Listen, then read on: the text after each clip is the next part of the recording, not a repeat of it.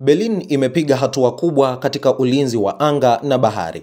Ndege ya kwanza kati ya P-8A Poseidon 8 zilizoorodheshwa kwa jeshi la majini la Ujerumani imewasili kwenye uwanja wa ndege wa Berlin mnamo Novemba 7, ikilenga kuhakikisha kuwa submarines za Urusi hazitaingia kwenye Atlantic wazi bila kugunduliwa. Ingawa ndege hii mpya itakuwa makazi yake ni msingi wa Holdolz kaskazini mwa Ujerumani, maafisa wanasema kwamba Poseidon hizi zitaendelea kufanya kazi kwa muda mwingi nje ya nchi, zikifuatilia mchakato wa kijiografia katika Atlantic kaskazini.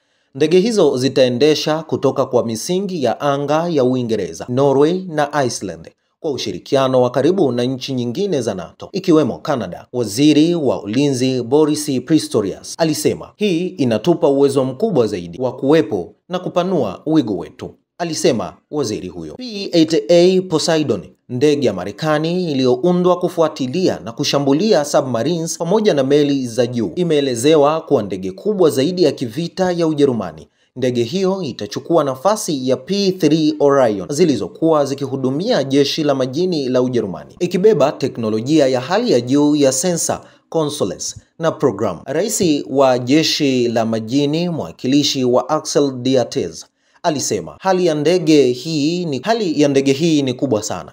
Hakika uwezo wake ni wa ajabu," mwisho wa kunukuu. Kwani ndege ya kwanza iliyowasili ikitokea Iceland baada ya kutoka kiwandani Boeing karibu na Seattle tayari ilipimwa kwa kina kuhakikisha kila mfumo unafanya kazi kikamilifu. Ujerumani bado inatarajia kupokea ndege 7 zaidi za P-8A Poseidon na ina chaguo la kuongezwa kwa ndege 4 zaidi, ikiwemo jumla ya angalau 12. Kuwepo kwa ndege hizi katika anga la kaskazini kutaimarisha zaidi uthabiti na ulinzi wa NATO, zikithibitisha kwamba Berlin ipo tayari kukabiliana na changamoto yoyote katika bahari ya anga.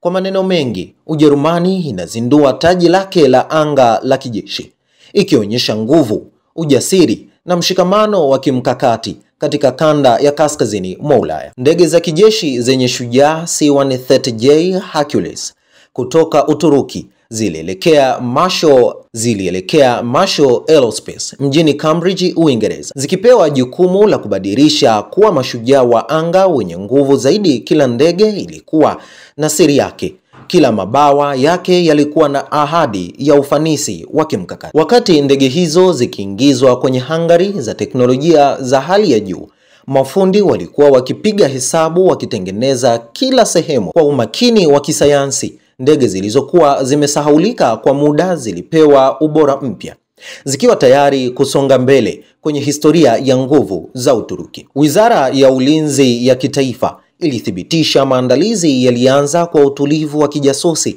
lakini kwa shauku ya mategemeo makubwa. Ndege hizi haziwezi tu kubeba mizigo, zinaubeba uhakika wa misheni za kimkakati, nguvu ya kijeshi na ndoto za kitaifa. Kwa sasa jeshi la anga la Uturuki lina ndege 19 za Hercules, lakini kuingizwa kwa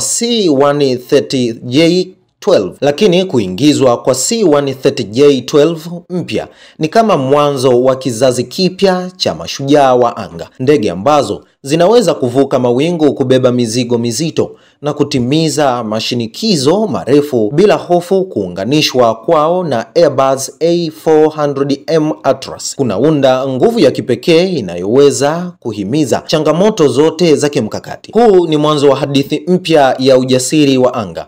Kila ndege ni shujaa, kila miondoko yake ni ishara ya uwezo wa Uturuki, msemaji wa wizara alisisitiza. Ndege zilipokuwa zikiendelea na safari yake ya uboreshaji, kila kipande cha chuma kilikuwa na ndoto ya kuruka juu ya mpaka, kuchukua nafasi yake katika historia na kuthibitisha kwamba mashujaa wa anga hawakomi kuota.